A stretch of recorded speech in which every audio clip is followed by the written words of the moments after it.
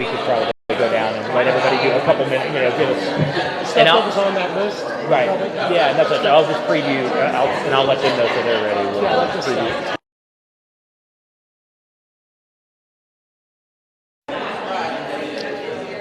All right. Hello, everybody.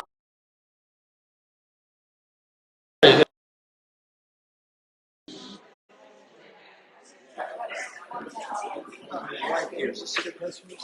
Everybody hear us okay? I know you can hear us, point at us, but everybody, so much for being here, and appreciate Councilman Bay.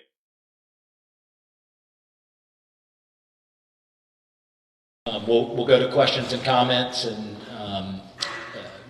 right after Councilman Baer speaks. But if anybody is interested in speaking, there's some comment cards right on this table right here. Just put your name on there, and just so we know. And Casey right here in the back, she'll get those to us, and we'll make sure we hear from you.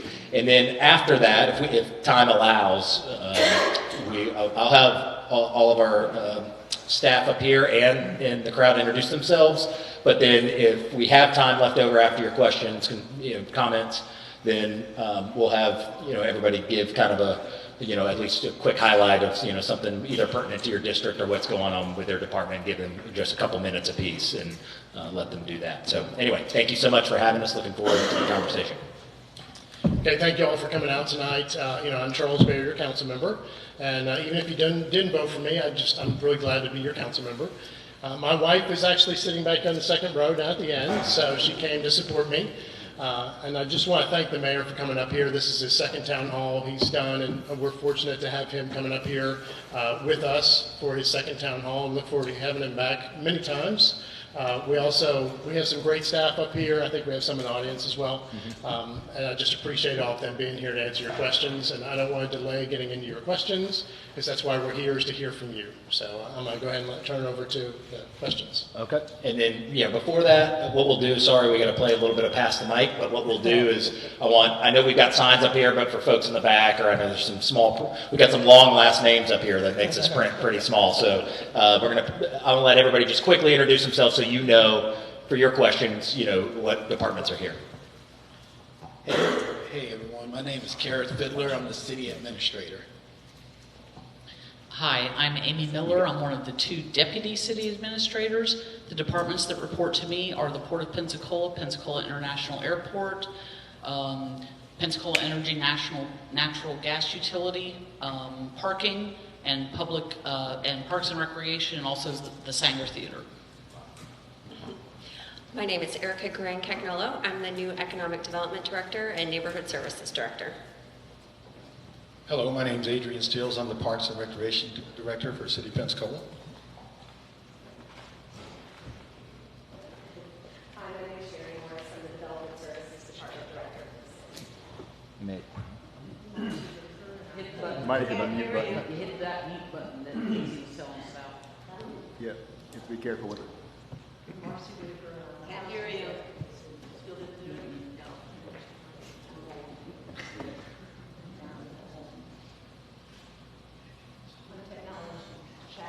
Try it again. Nope. Marcy Whitaker, I'm the housing director for the City of Pensacola. Lisa Dees, City Parking. The blue lots, not the red lots. The blue lots. I'm Fred Crenshaw, Sanitation Director. Jenny Craner, I serve as your fire chief. Kevin Chrisman, Deputy Chief of Police. Amy Tudor, Public Works and Facilities Director. Last and certainly not least, David Forte, the second, the other Deputy City Administrator, and the 4 departments that report to me are the Development Services Department, Housing Department, Public Works Facilities Department, and Sanitation and Fleet Management Department. All right. So we got a couple questions here. We'll start with Vivian Crummell. Yeah, that's you. You're up. I didn't even hear Come on up to the microphone so we can hear you. Okay, now they can. Thank you. I'm running loud. I'm Vivian Crummell. I've been around in this community since 1960 and try to get involved in the politics and what's going on in our community, because if people don't become involved, things happen and they say, how did that happen? Well, they sat home on their butt and didn't come to listen. So anyway, if I have any beef, it's probably with parking. I'm old, I'm 89 years old, and I don't go downtown because parking is such, I'm old, I can't handle my computer, my phone. And it really aggravates. I've probably called every one of you with about parking, complaining because it's not easy to park downtown. And a lot of older people I talk to, and I talk to a lot of them, and I'll say, do you have a problem with parking? I don't go downtown anymore because I can't find a place to park. So I don't know how to make it easier, but I know that that is a problem among the elderly of Pensacola. We don't go downtown because I got an old phone. I don't know how to find all that stuff on there. It's an old phone. But you know what? I do like downtown. And I was here when downtown was vibrant. And that when we came, it was dead. And then it kind of became vibrant. And the downtown is so much different. It's wonderful. And people say, where do you live? I said, Pensacola. Oh, we've heard about it. I said, I hope you have. But that's what we have to do. People in the community have to get involved. And if they don't complain, okay? Vivian, thank you. I'll let Lisa talk to the technical aspects, but again, I do friendly PSA for the city. We were speaking about the blue lots. The red lots, anybody you've ever met that got booted, that's an automatic giveaway that was not a city parking lot. So you can imagine I hate it because we'll get someone will send me an email or tag me on social media and say, you guys booted my car. And then I want to say, well, that wasn't us, but then it sounds like I'm insensitive to their plight, even though we had nothing to do with it. And so I'm always in a bind about how to, message and communicate with people. Those red lots are privately owned, parking lots. They contract with someone outside of our community, and they charge what they want. They, write tickets, and the ticket says municipal parking on the bottom. That is not us. And there's actually legislation moving through the Florida legislature right now that will start to eliminate the ability to create ambiguity around, for it to say municipal parking, it would have to be clear that it's a private company and not confuse that with the city. Why are they using a private company? It's just their choice to be able to, they can use anybody they want to manage. Now, that being said, that's certainly something that, we have the capability to look into, and we've talked about looking into is, to be competitive with our parking, which, we don't have to boot because we have the ability with a ticket that, you can't renew your driver's license or your registration like a normal ticket. So we don't have to boot anybody. We don't have, a private company needs the capability to boot because they have no other way to, force someone to pay the fine. So I just want to make that quick clarification. Then just one more point.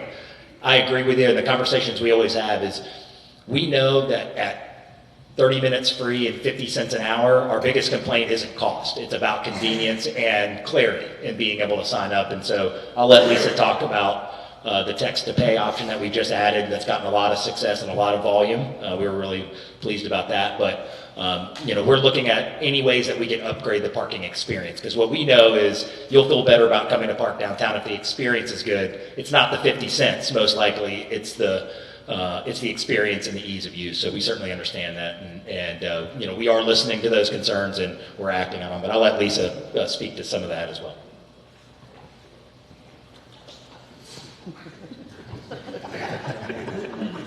Yeah. So one of the first things I'll say is parking is confusing. I'll be the first to admit it. So we have lots of information on the city website. If you go under departments on the city website and pull up parking, we have some instructional videos. If you like to learn by visual, we have some stuff that you can read if you'd rather do that. But we also work with UWF Leisure Learning, where we hold classes that you can come to, and we get way more in depth. Sometimes we would bring pay stations in because sometimes those are intimidating, trying to figure out how to work a pay station when you're late for your event or late for dinner and you didn't know you were going to have to pay to park. And then you walk up to a pay station, all of a sudden there's all these buttons and everything. So we'll actually bring a pay station in and show you how to use that, let you play with it so you can get comfortable. So I would encourage you to, you know, if you want to go downtown, but parking is a little intimidating, maybe look on the leisure learning site for UWF and come to one of those trainings, and you'll feel a lot better about parking after you leave that. And if you don't, I'll give you my phone number. You can call me personally, and I'll do whatever I need to do to make you more comfortable with parking downtown. Thank you. Sorry, I'm going to steal that one while that one gets passed down. Next is Ted Hendry. He's got parking, naval museum, and maintenance. Let's talk about parking. And I've emailed Councilman Baer about this, but I just wanted to reiterate it. I am a volunteer on Friday mornings at the Pensacola Museum of History. So I understand from a resident perspective, but the most common complaint I get from tourists at the museum is parking. And they don't know the difference between red and blue and 2 hour on the street or whatever. And I had a woman from Clearwater just the other day who was so befuddled by the time she got in the museum. And she said, and I tried to use the thing and I used my card and no receipt came out, so how did I know? And you know, anyway, she said, I've never paid for parking in Clearwater. So I'm not advocating for that. I'm just saying it's not only a resident concern, it's a tourist concern as well. The second most common issue is the National Museum of Naval Aviation and the fact that I can't tell you how many people have come in and said, well, you're my second choice. And I will say the website is not clear. You know, it's just not clearly delineated that you have to have certain credentials. It's on there, but a lot of people actually go out there only to find out. So I would encourage whatever the city leadership can do to move this thing along about reopening the National Museum. That's a real treasure that I think we're losing sight of. The third thing I want to mention is maintenance, and I will give the city great credit for the park at the Tryon Library, and I see our Broadview Farms Association president and treasurer are here as well, and they've done a beautiful job of cleaning up that park. When Councilman Baer first came on, the pirate ship was boarded up, and anyway, all that's taken care of. I don't know, I have to say I haven't been to City Hall, but my wife and I were here between 85 and 2000, and then moved away and retired back here in 2022. And I went to a city council meeting just to see how it was all working, and I walked into the city council chambers and it was like I stepped back in time. It looked as though it did when I left in 2000, or as it looked in 87 or whenever that building was built. But one thing, and I sent Councilwoman Myers a picture of this, when y'all dedicated John Sunday Plaza on a Sunday afternoon, I think, and I saw one of the council people speaking. I actually saw it in the paper, I wasn't there, but I saw behind it the City Hall sign, and there was mold dripping down the front of it, and there were letters missing from City Hall. I mean, like the T was gone and an L was gone, and I sent it to Councilwoman Myers at the time, and she said, if you think that's bad, you should come inside. And I said, well, I did. So my wife and I attended Civicon when Mayor Reeves presented there and heard that city maintenance was a high priority, so I applaud you for that, because one of the things we noticed is that many areas of Pensacola seem tired, more tired than they probably should, because it's a beautiful community and we just need to make sure we invest in keeping it that way. Thank you. Thank you, Mr. Henry. You know, we have communicated a lot through email. I knew about the issue with the sign. I think you shared that with me as well down at City Hall. Excuse me, City Hall. The pirate ship is one of the things. We went out during the campaign and we're taking pictures in the park. And we went out next time like, what is wrong with this? Why are there boards up on the windows? And I appreciate the mayor and his staff jumping on that one and getting that fixed. And I think the pavilion also was redone as well. So there's a lot of good things happening. The City Hall issue with the chambers, I've been told numerous times that there's a renovation in the works for that chamber, and the chairs actually that we sit in, the only way to get them to go up and down is to spin them around. And one of the council members, who I won't mention his name, has to do it every time. It's like it's never right. It's like it's the Goldilocks and the Three Bears. He has to spin it one way or the other. And those are the original chairs that were apparently in there when the chamber was put in. So there are definitely things happening. So, and I do appreciate the mayor's focus on maintenance. Thanks, Councilman. And David Forte can speak to the certainly the playground, and then and Amy Tootle here with Public Works, and I'll let them give some details on what our plan is to, at a minimum, refresh with a priority. What everybody's tired of hearing me say in the building is what the customer sees, you know. And so we start with the first floor and the second floor, where most of your interaction as a citizen with us is going to be when you walk in, when you're at our second floor conference room, or when you're in the council chambers. And so we've got efforts going collaboratively with council about getting all of that cleaned up, and I'll let them talk to that. But I'll go back. The Naval Museum, I have had conversations about that. It's been a little bit of a 2 steps forward, or 1 step forward, 2 steps back. I'd had conversations with some folks at the Navy about kind of a refreshed, reinvigorated thought that maybe they would consider some recommendations to the secretary about how to get the base open. There were 2 or 3 different things. And then, like many times in big government, the person that I had talked to got promoted.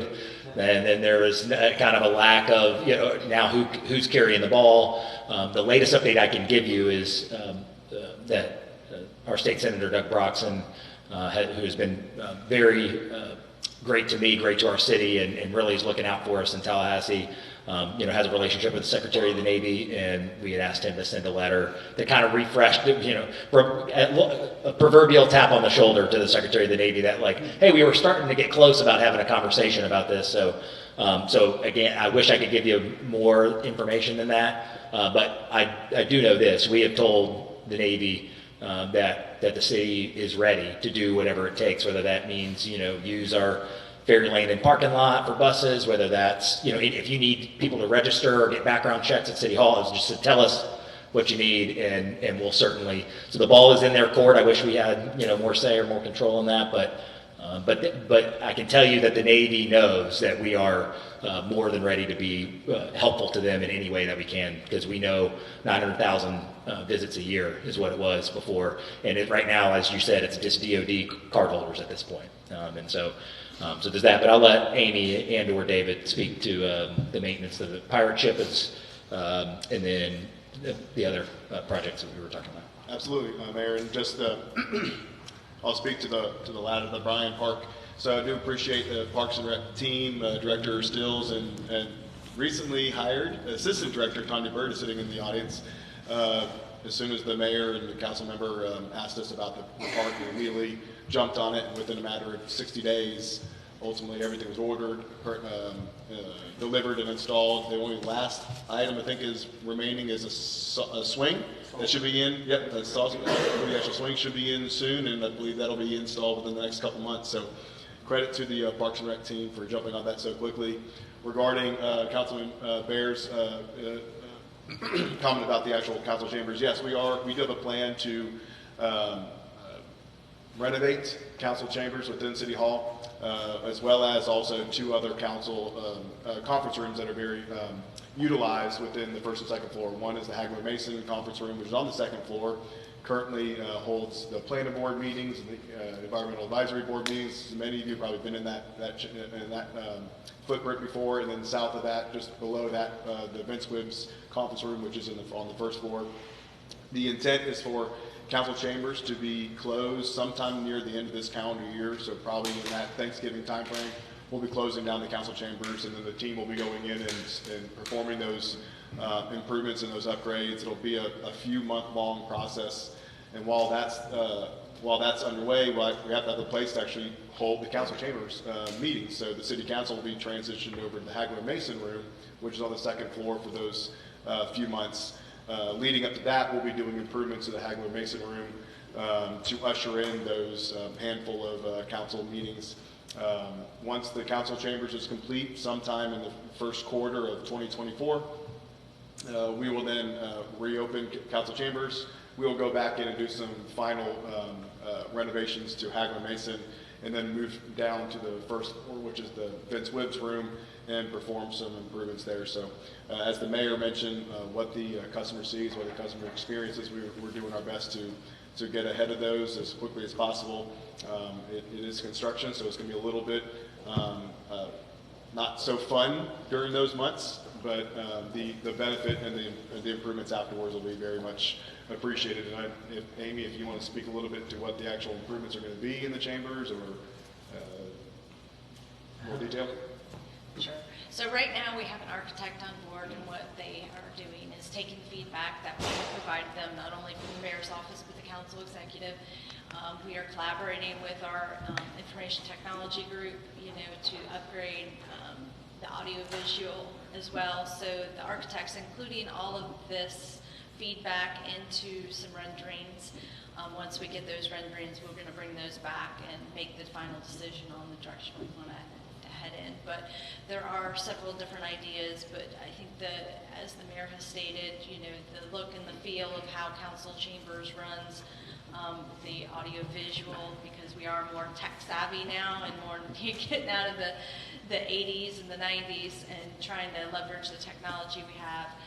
So all those things will be incorporated into the retrofit of the council chambers. Same goes for the Hagler Mason, because that is quite used very often for a variety of meetings. So being able to make it more versatile for the purposes of our council and the city needs. And just to add to that, understandably, in the blink of an eye, we've got outdated conference rooms and technology and things like that aren't working. But, as you can imagine, sometimes the dollars for renovations of City Hall, there's higher priorities, things that are broken out in the community, things that, when there's expenses in public safety and infrastructure and all that, sometimes kind of at the bottom of the barrel is City Hall, understandably. And so, but at this point, we agree with you, your assessment, your objective assessment, which is, we're trying to get this thing into the 21st century at least. And, 37 years is long. Is that long enough? Okay, 37, that's good. That's a good benchmark for us. So anyway, all right, thank you for your questions. We've got Sherry Myers.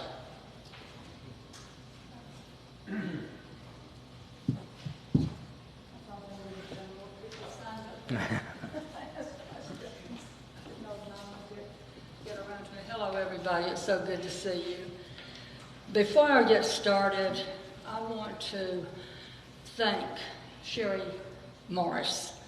I've known her, for about 20 years. I don't know how long you've worked at the city. And over the years, I've gotten many compliments. People calling me Sherry Morris. I wish, but you're awesome. My neighborhood has been very upset over the possibility of a trailer court being built on Burgess Road. And if it were not for Sherry sending me a text, and I hate to admit this, I was in church, and I'd sent her a text Saturday night, and I'm sitting in church and I get this notice, that I have a text from Sherry Morris, and it was an answer to prayer. Because I had been praying about this, and let me tell you, she definitely put my mind to ease. But your service has been stellar. But we have great staff here at the City of Pensacola. So I just want to thank you. What I want to discuss briefly is the Park and Rec budget and the use of LOST funds. So over the last 20 years, the city has spent over $86 million of LOST money in our Park and Rec department. District 2 has only gotten 2.74% of that, less than 3%. And $1 million of that included, when I added these figures up at that time, Tippin Park, the $1 million for Tippin Park. Now, I realize when certain decisions were made without consulting me or the citizens around there, that some of you did not have enough historical information regarding Tippin Park, I believe, to make the decision you made, which was wrong, taking that $1 million out of Tippin Park, ultimately, which came to $8.5 thousand. I'm very upset over that, and y'all know it. And it was wrong. It was wrong. So I'm still hoping that you all will come up with the money to build not the resource center, but we had talked about, and you and I had extensive conversations, Mr. Forte, about alternative uses for that $1 million. And I had had conversations with the architects. They had worked on Tippin Park back in 2012 to design a special needs park. And at that time, we thought we would try to raise the funds from the private sector. At that time, about $500,000 we figured it would take. The City Council asked unanimously for the Florida legislature to appropriate $1 million to Tippin Park for a special needs park back in 2019. That was listed as a top priority for the City Council and Mayor Robinson at the time. So I can be somewhat forgiving knowing that you all were not aware of the history of Tippin Park and all of the efforts to make it something more than it is today. So what I'm requesting is that you reconsider doing what we originally wanted to do with Tippin Park, and that was to make it into a special needs park. Mayor Robinson is the one who came up with the resource center. Of course, I wasn't going to object to it. Why would I? You know? But I am requesting that our councilman, Councilman Bear, and our Mayor, D.C. Reeves, that you work as hard as you possibly can to get that dream back into Tippin Park, because I think we're deficient in parks for children with disabilities. And I'm also offering my services to Parks and Rec at your discretion to let me be involved in helping with the effort to make our parks accessible for children with disabilities. I am really good at this, even if I have to brag on myself, I really am. So with that being said, thank you for coming out tonight. And I consider all of you to be friends. You're all wonderful people. And it's good to have people who are so responsive to all of my concerns as all of you have been over the years and are now. Do you want me to stand here addressing me? It's up to you. It's up to you. Okay. Thank you, Ms. Myers, for coming out.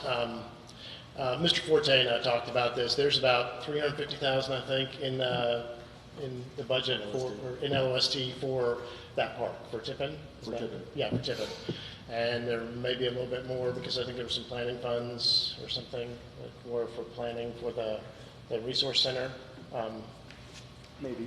Well, there's at least $350,000, and one of the things I would like to do is kind of look, and I sent you, you didn't know what I was asking you when I sent you this text message, but I said it would be nice if we looked at maybe some outside funding, maybe some nonprofit or the private sector to assist with Special Needs Park, but we have to make sure we do it right. You know, we can't put in equipment that's not accessible, and it looks accessible, but you can't get to it. So there's definitely we need to do some planning to be able to do that. So I'm very interested in doing that, and the fact that we do have some money, I think, is a start. And I think I'm going to work hard to try and find the rest of the money, and I'm hopeful that I can work with the mayor in doing that. I'd like to make a request of all of you involved in planning anything for children with disabilities. Please go out and visit the Snoozland Center. Have you ever been? Anybody ever been? Is that Fairhope? Is it the one in Fairhope? No, the Snoozland Center is at Westgate School. Yeah. And so the funds were raised by Judge Lacey Collier, and it's named after him, Judge Lacey Collier, Snoozland Center. It is the most awesome venue you will ever see in your life. We are so privileged in this county to have this resource at one of our public schools. It is truly amazing. When you go there, you will never want to leave. It's so inspiring. Buzz Ritchie was also involved in raising money for the Snoozland Center. So you have people in this town like Judge Lacey Collier. He is phenomenal.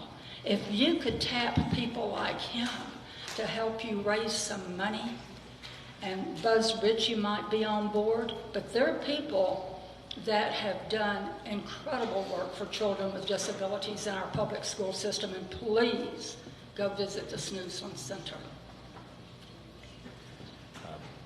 Yeah, thank you. We got a couple more. Let's see, is it Mike? It looks like, is it Zuff? Come on up. Good evening. I'm here about the Airbnb situation. About 100 days ago, we spoke in a parking lot after one of your meetings, and you said to check with you in 100 days to see what you were doing. Perfect time. So I will leave that to you first, or I can jump into a very sarcastic. Do you know if at the Airbnb that had the party where the fatality was, did they follow the city's recommendation, the code compliance, the police, that said to us at our meetings at the Broadview Farms last year to call the owner if there was a problem? Do you know if the neighbors followed that? Let me do this to let me answer your first question. Our councilman was the one that had called a meeting about this very issue. So I'm happy to speak to that on our end. But if you'd like to speak to what came out of that, out of your meeting with council over this issue. Well, I think that was a specific question about an actual, about that, the one where the fatality was. Right, and I'm being totally sarcastic. Yeah. Okay. Yeah. If you want a general update or a specific update. I'll give you my complaint. Okay. We have up the street from you a single-family house that is marketed as a high occupancy. We've had over 20 on numerous occasions people. We've had over a dozen cars, at times motorcycles, and it's a business. Okay, it deteriorates the neighborhood. It's not a cute little two-bedroom with 4 people coming in for the weekend. This is meant for big gatherings. They're going to spin out of control sooner or later. It's just a matter of time.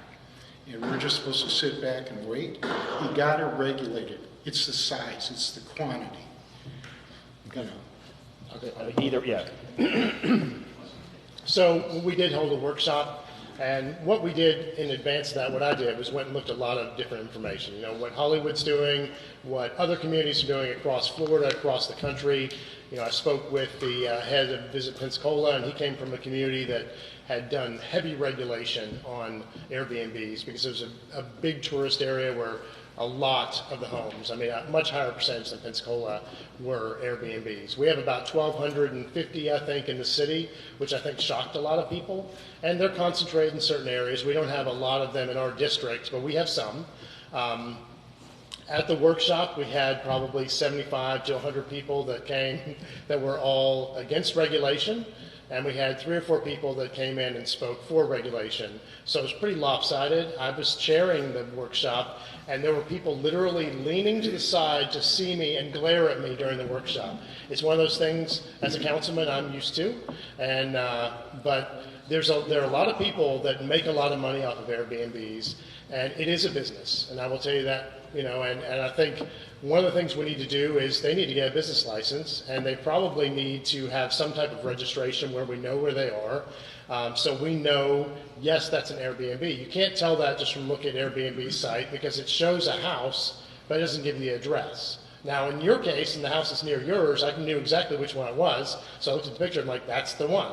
But I really think we need to have some type of regulation. How far we go, I don't know.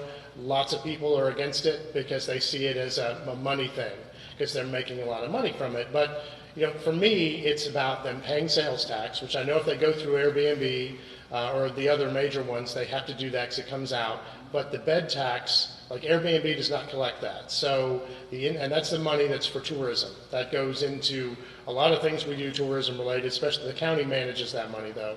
But we need to make sure they're paying their bed tax. And then we have another issue with people who are using their homes as Airbnbs but aren't, and they're claiming homestead on it as well, so not paying as much property tax as they should be.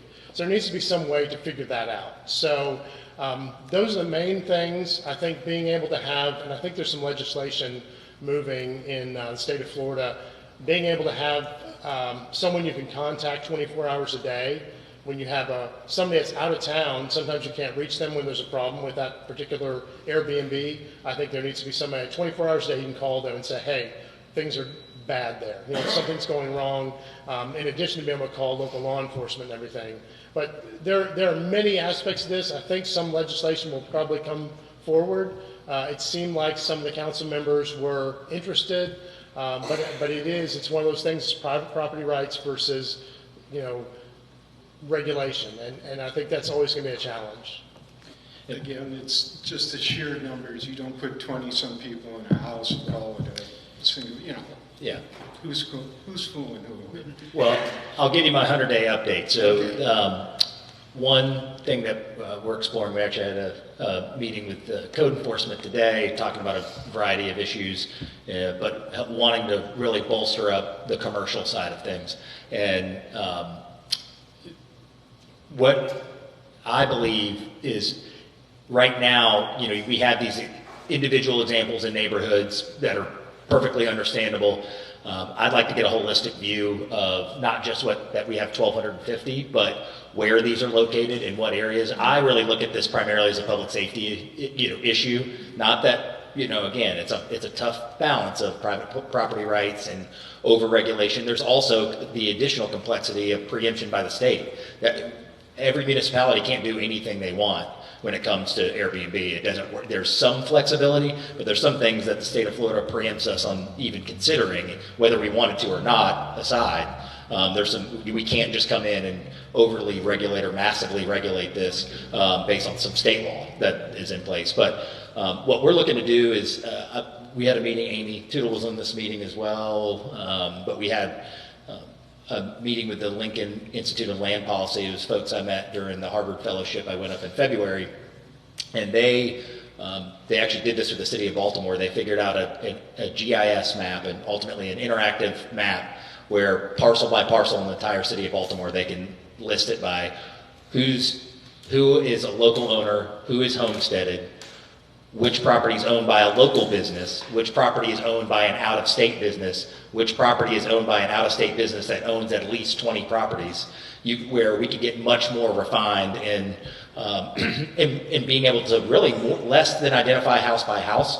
That's not as hard. What's hard is looking at areas of our city where potentially out-of-town investment is coming in and spending money on, and that could be whether it's short-term rentals or year-long rentals. But what happens in a lot of those cases, as they explained, was when out-of-town businesses are coming in and purchasing up swaths of property in certain communities, what are they doing? They're pulling out all the landscaping because they don't want to have to maintain it. They're pulling, there's less people paying attention to the condition of the building. There's things, and ultimately, your issue with 20 people that the anecdote you're talking about here, my biggest concern personally is safety. I'd like my fire chief to know if that's a building that they can have 8 or 10 or 12 people in from a safety standpoint. That would probably be my primary focus. over-regulatory. But whether that, I mean, I'd consider certainly if we're allowed to have a registry, at least know, you know, hey, no problem, but let us know if this is a piece of property that you're using as a rental. And, you know, and can we have a contact number unless, in case something's on fire and you don't live here and this is an Airbnb? I think taking that first incremental step would be pretty valuable to us, and that's certainly something I would consider. But I would have, even that, I would have to make sure that there isn't some preemption where you start to get overly regulatory based on the state of Florida, and I haven't looked into that. But what I hope is with more research and more data where we can analyze all 22 square miles of landmass we have in the city and say, hey, here's an area where, look, if it's a lot of homeowners and they're homesteaded, you're not going to see as many code enforcement issues. You're not going to see, you know, you're looking after your neighbors, you know, across the street. Where we start to see, you know, out-of-town investment and large collectives of real estate investment that's coming in from out of state, we know that that could be a potential problem area, not just for Airbnb, but also for public safety. So those are things that we want to kind of get that next level of data and start to analyze at this point. Something's got to be done. That, you know, that sign about coming into your neighborhood, you see something, say something. I don't know what to say anymore. I don't know who's coming in. Oh, yeah. So that reminds me, Amy Miller wanted to add to that. Hi, how are you this evening? Just fine. I will preface this by saying I have one of those cute little 2-bedroom, 1-bath cottages, and the you. people I you're sold real talking estate about for give all dozens of short-term years. rental owners a bad name, so I 100%. Wanted to let you know, as you probably know, there are numerous short-term rental platforms. Airbnb is one of them. There are others, so I don't know if the particular house you're talking about is actually on Airbnb or one of the other platforms. I'm using it generically, But it is. if it is on Airbnb, during the pandemic, Airbnb put a moratorium on large parties and gatherings at the properties that are listed on Airbnbs. Last April, they made that permanent because they got so much positive feedback about how many problems disappeared because of that moratorium. So if the house you're talking about or any other house in any other neighborhood or in any other street is listed on Airbnb and they're having big, large parties, that's against Airbnb rules. And if you report the address to Airbnb, Airbnb will track the frequency and they will kick the homeowner off of the platform and they will ban the renter from renting Airbnbs. What is that number? I can look it up for you and give it to you. Give me I till mean, I at the can do end. that too, but- Give me till at the end of this, and I'll give it to you. I'll look it up and give it to you, 100%. I just want you to be aware that there is a reporting mechanism, at least on Airbnb's platform. Yeah, that's all fine and dandy until you've got that 50-kid party going on. Yeah, sure. You know. Well, that's what you And call those owners are going to respond. That's what you right call away. PPD. Right. I'm saying after that, right, when you want to have a permanent solution, drop a dime to Airbnb and let them know what's going on too. Oh, yeah. I'd like to make one more comment. And Amy was there, Ms. Miller was there in her capacity as a Airbnb owner, a short-term rental owner, and she was not glaring at me, I'll just tell you that right now, but she offered to help me and talk to me more about it afterwards. But I just wanted to mention, you know, the two things we cannot do, we cannot ban them, you know, we cannot regulate the amount of time during the year you can use them as Airbnbs or as short-term rentals. But you know, if you look at Hollywood's regulation, it goes down to the point you have to have smoke detectors, you have to have all kinds of things. They are very regulatory. They regulate heavily. And, you know, there's got to be some happy medium in there. I like the idea of having a GIS map where we could see where they are, who's the, you know, if there's someone from outside the community that's investing. Just having an ability to know what's out there is my first goal with this. All right, thank you. Last speaker form I have is for Rhonda Yoder. Thank you. I am the current president of the Broadview Farms Neighborhood Association, and I've talked to several of you by email, and I want to thank you for all the responses that I've got from Adrian, up or down? Okay. Adrian and Amy, for particularly regarding Broadview Farms and trees and things around the neighborhood. I will also need to apologize to Councilman Baer because I misunderstood what a workshop was. And I was thinking, and I talked to our board, and we all kind of thought the same thing, that a workshop would be something where the council members would work together on a subject, and it wasn't for necessarily the neighborhood to come. Certainly that we could come and listen, but it wasn't for us to put our input. And so because of that, we didn't, really get out the people that really wanted to be there to represent the contrary to Airbnb or short-term rental property. So anyhow, but that's not what I want to talk to you about. I wanted to ask some other questions about the park. I know that we have done a number of things, and a lot of things have been improved, but something that Sherry said reminded me that back in in November of 21, we met with Paul Pipes regarding getting volunteers to come in and help clean up the park. And we wrote down and listed all of the trees and noticed that a lot of the trees had big blue X's on them that they needed to be removed. And those trees are still there. It's been 2 years, year and a half. And a lot of those trees that are dead or not producing, not be healthy trees are still in the park. And I don't know how to get them out. We went in and trimmed a lot of trees 2 weeks ago on Saturday and got rid of a lot of extra brush, but there are still a number of trees. All of the river birch trees are not appropriate for this neighborhood in terms of growth, and they pretty much have all died or become very poorly sustained. And so I'd like to find out why, when we could get those out. And if we get them out, then we need to replace them. And Councilmember Bear and Sherry also mentioned about putting trees into District 2. We have a lot of trees that have been lost. They've planted these trees, they've grown, but if we take them all out, then we need something to replace them.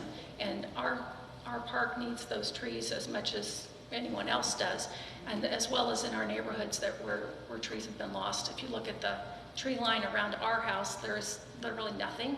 And not that we want them back in our yard, because then we'd have to cut them down for the next hurricane, but we lost our entire tree cover in our area, and so I know that those trees in our property are more our responsibility. They're not in the right-of-way, but a lot of trees in the right-of-way have also been removed and need to be looked at being replaced in our area.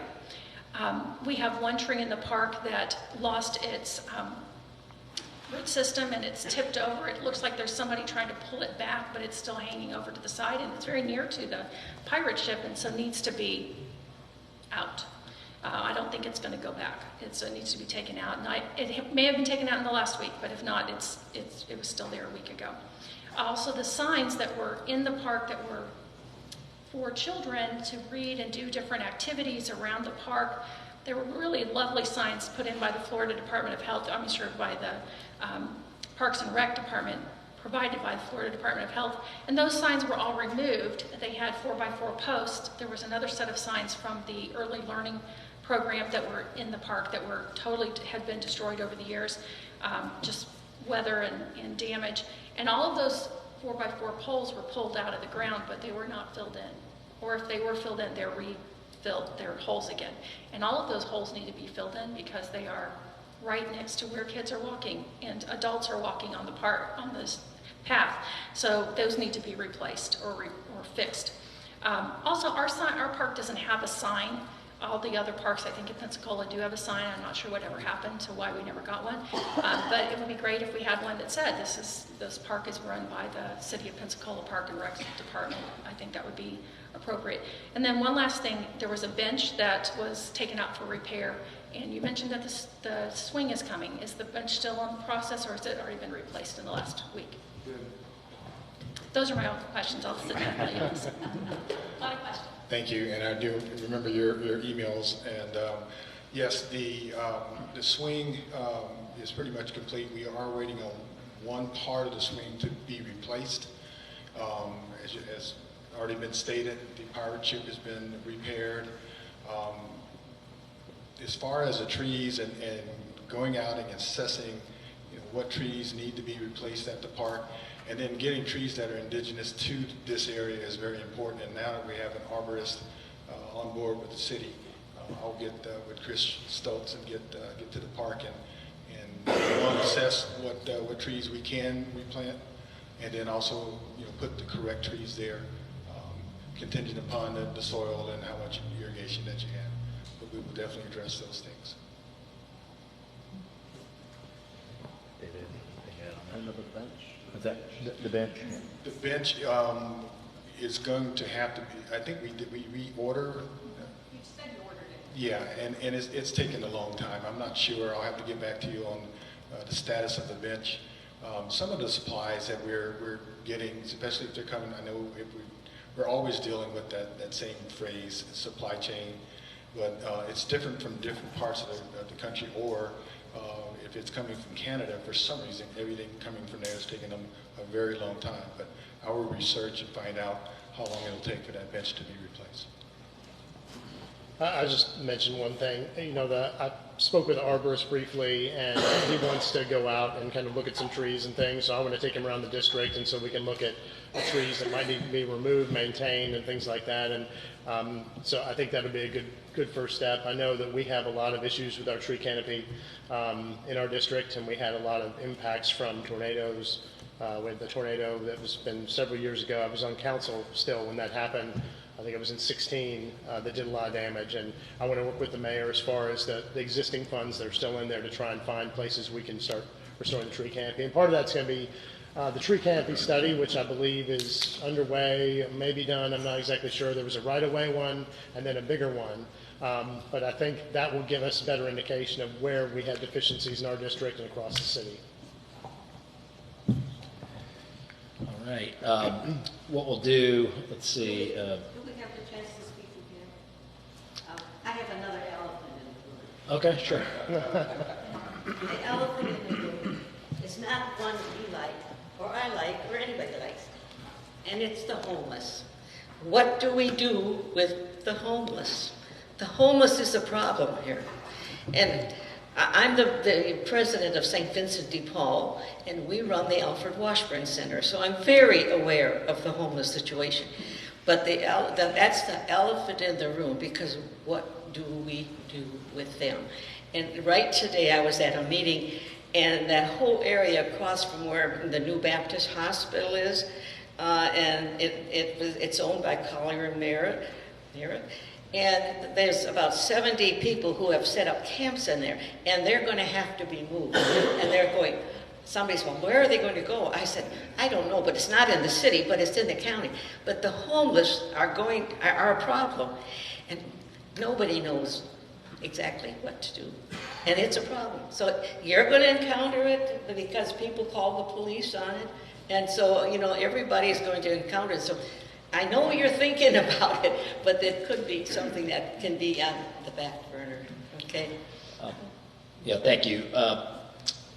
There's a couple of things. The last conversation we've been having about this publicly is we have about $700,000-ish left of our ARPA funding. The city, before I took office, the city had made efforts to spend some of their ARPA funding, and I'm certainly looking forward to the county spending their $4.1 million that they have left, that it actually has a deadline to be spent. And what I've said is, as a sign of collaboration, and I know there's a lot of focus on low barrier shelter, because one of the issues I've talked about for a long time is we do need to have services to the people who are looking for a hand up, and we do need to have that. And I do think one of the things we are missing is low barrier shelter. You don't have to be of a certain religion, or that's one of the services that I think we're missing in terms of what we have here, and that's the conversation that's been happening at the county.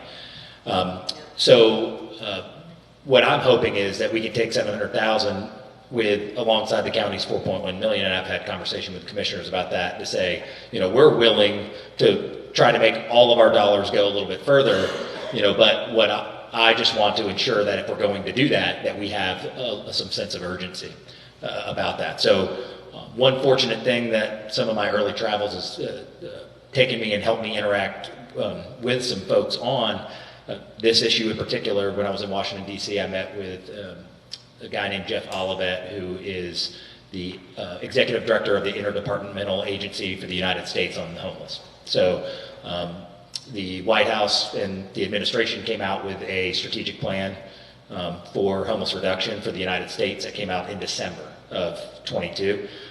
So since that meeting, I've had a conversation with Dr. Joe Savage, who is the regional director of that interdepartmental agency. That is dealing with homeless reduction across 19 federal agencies. That's what this organization does.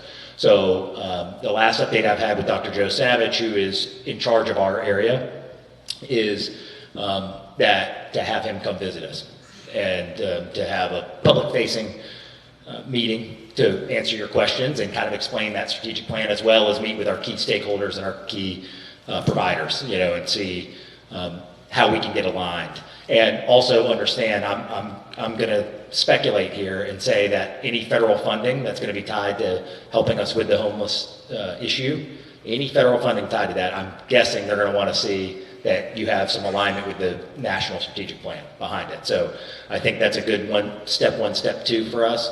And certainly, again, I hope and ready to accommodate West Marino and county commissioners on what that plan is, because I think that can really be locally our next step into providing the services and it's a complex issue. You said it. I mean, if I go to these U.S. Conference of Mayors, and this is the conversation that we all have. If there was an easy solution, trust me, we would have all been doing it. I promise you. No one's trying to invent anything here. We're trying to find that balance between helping the people who want help and to maintaining the vibrancy of our community. And that is a difficult balance. I just want to add to what Gulf Breeze does. If they have a homeless person, they put them on a bus and send them to Pensacola. You want to respond? Nope. It's a very, very difficult issue. I think what the mayor is saying is working with the county. They have a lot more money than we do, and like our district, it's city, that's county, that's city again, and there's county over there, and homeless people will migrate to wherever they can, find a place to live. I helped clean up an area on Carpenter Creek where a homeless encampment was there, and I took my kids with me, and I saw some things there that I don't ever want to see again, and some smells I never want to smell again. I don't gag easily, but I did that day. And there were needles, there were all kinds of things down there. And some of them were probably for medical purposes. I'm not saying that, it was all drugs, illicit drugs or anything, but we have a real problem. And it's not getting better because the mayor mentions attainable housing. Some people call it affordable. We have an issue with that. And short-term rentals are also contributing to this because we have less rentals, normal rentals on the books. So it's just like this snowball that keeps going. And I hope we can find solutions, but it is a really difficult one to work on, I think. And I'm with the mayor. We need to get together with the county because they've got the money and our land. We have a small area of land in the city, and it is so close to the county. We've got to work together. All right, what I'll do. Yeah.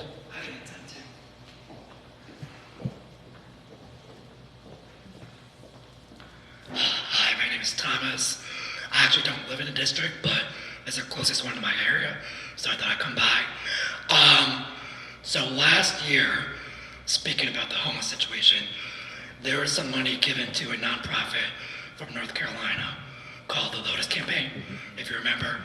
I don't remember which council provided those funds, but they did their study, they did their due diligence, and the ultimate takeaway from that for the Lotus Campaign was what they wanted to do was not feasible here because they couldn't get enough buy-in from property management companies, homeowners, residents, et cetera, et cetera, et cetera. So there was an opportunity to have something happen, but ultimately it didn't work out. Is there something locally that we could do similar to that? If you catch what I'm saying. Yeah, that's a good question. The Lotus Campaign is out of Charlotte, North Carolina, and how I summarize it very briefly is it's built as a bridge of trust between multifamily landlords and people that have come from being homeless or who are ready for housing. And when I say ready, that is by measurement of one of the services that they say, hey, they've made this step and they're ready for permanent housing. And so the stats were amazing. People, what do landlords worry about in that scenario? They worry about damage. I think in an entire year they had like $3,000 in damage. They would guarantee their rent, that Lotus campaign would guarantee their rent. And actually what happened in Charlotte during COVID, they were going to landlords and saying, just give us 1 unit. Just give us 1 unit. And, and see if this works. And they got them, why they're a bridge is because, it's not just having the money in your pocket. You got to have a job. You got to have, there's 4 or 5 different things on a lease that would have to happen that 4 of the 5 are very, very hard for someone transitioning to be able to accomplish. And so that's what the program ultimately does. And they had great success.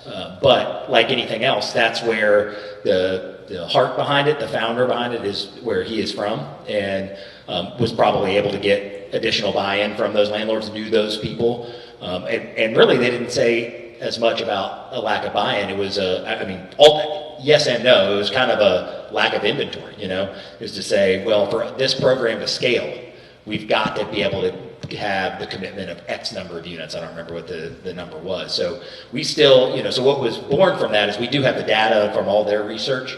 But yeah, you said that part pretty accurately. They ultimately came back and said, hey, we don't have enough units here to be able to make a program work. So yeah, it's unfortunate. And it was interesting that we were just talking about in Miami at this conference about what other opportunities are and other programs like that. So nothing on the forefront right now. Again, we have $700,000 left of our ARPA funding, but what we hope is that a much larger holistic collaborative approach with the county. And that's certainly what I would be bringing to council is if we can get a clear, with low barrier involved, if we can get a clear, cohesive plan for almost $5 million, I think that there's some potential for not just direct housing, but some other programs and opportunities like that, because services are a big part of what we need as well. If I could just add about the homeless situation, there certainly are many people who, because of income issues, can't afford rental property in the community. But much of the homeless issue is a result of mental health and addiction issues. And we can build all kinds of shelters, but if we don't address mental health and addiction, those shelters will remain empty. You're correct. It's one of our big issues, mental health services, big issue. Absolutely.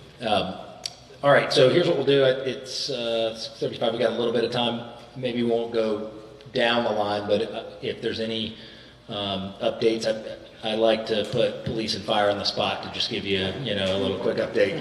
We know we do a lot of polling around here. We know public safety is your number one issue, so let them just talk to you for a couple minutes, and then any other departments that have anything to add from tonight or anything unique up here happening in the district that they want to share. And if not, I know if we end a little bit early, we'll be able to have a couple minutes if you have any sidebar conversations that you want to have with our folks.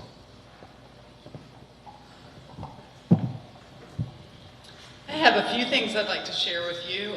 First of all, if it is that time of the year where the clocks change, and we like to say it's time to change your smoke alarm batteries. Smoke alarms save lives. That's just the absolute truth of it. So if you have the type of smoke alarm that needs its batteries changed twice a year when the time changes, is a good time to remember. If you have the other kind that is sealed and you can't change the battery, it needs to be changed every 10 years.